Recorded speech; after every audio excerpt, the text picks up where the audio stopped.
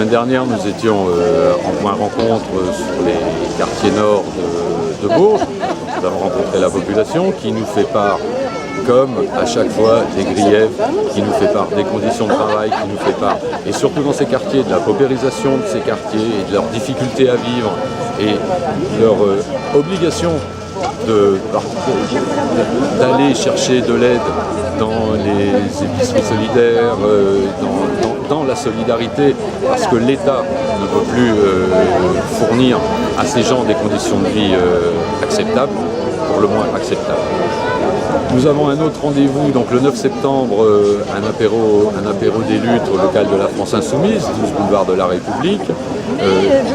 Pour ne pas oublier que les luttes sont toujours, même si l'été a passé un peu sur tout ça, les luttes sont toujours d'actualité. L'hôpital de Bourges va pas mieux, la SNCF, ce qui était en route continue, la privatisation de la SNCF continue, nos cheminots sont toujours en lutte, l'école est toujours en lutte.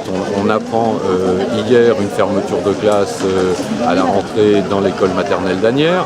Enfin voilà, il est important de remettre en place et de réactiver les luttes qui étaient fin juin. Autre rendez-vous important, le 29 septembre, la France Insoumise fait sa deuxième fête qui aura pour cœur, pour thème, l'Europe.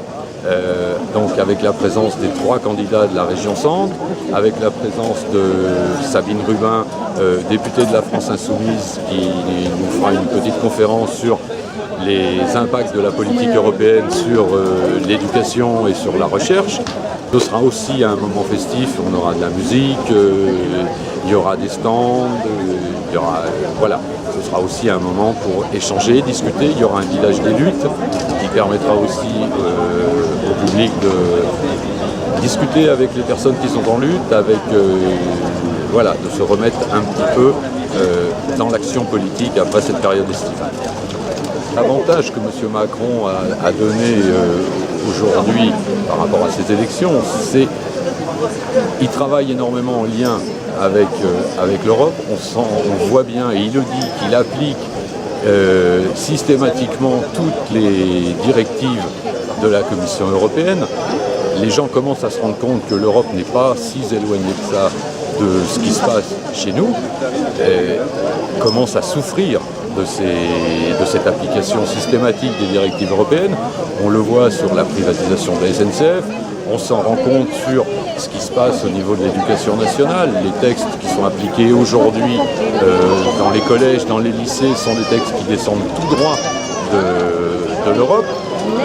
Je pense qu'on peut avoir une mobilisation un peu plus forte sur des sujets qui maintenant nous touchent directement, qui étaient avant plus éloignés. Nous avons 3 candidats en région Centre, dont un candidat de la France Insoumise de Bourges, Yannick Godin. Donc aujourd'hui, et plus que jamais, la région Centre va être concernée par les élections européennes. Nous avons 3 personnes donc, de la région Centre qui sont sur la liste nationale des européennes. C'est la première fois que la région Centre sera représentée réellement sur les élections européennes. Donc c'est un réel enjeu pour la région et aussi pour notre département, puisqu'on a un candidat sur la liste.